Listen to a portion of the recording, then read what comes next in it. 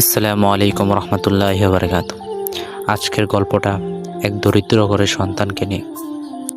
সে RC গাড়ি কেনার জন্য তার বাবার কাছ থেকে 1000 টাকা নিয়েছিল।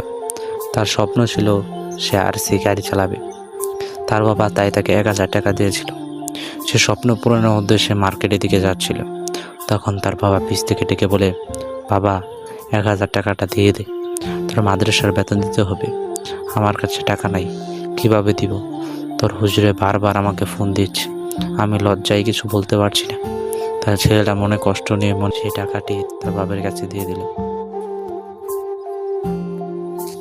তার আর স্বপ্ন পূরণ করা হলো না। তাই আমাদের উচিত আমাদের যাটুকু রয়েছে তা দিয়ে বাবা মাকে সাহায্য করা। আমাদের স্বপ্ন বড় হলে পূরণ করা যাবে, কিন্তু বাবা মাকে কষ্ট দেওয়া যাবে না। এবং কিছুদিন পর তার বাবা তাকে 5000 টাকা দিয়ে একটি গাড়ি কিনে এনে দিল।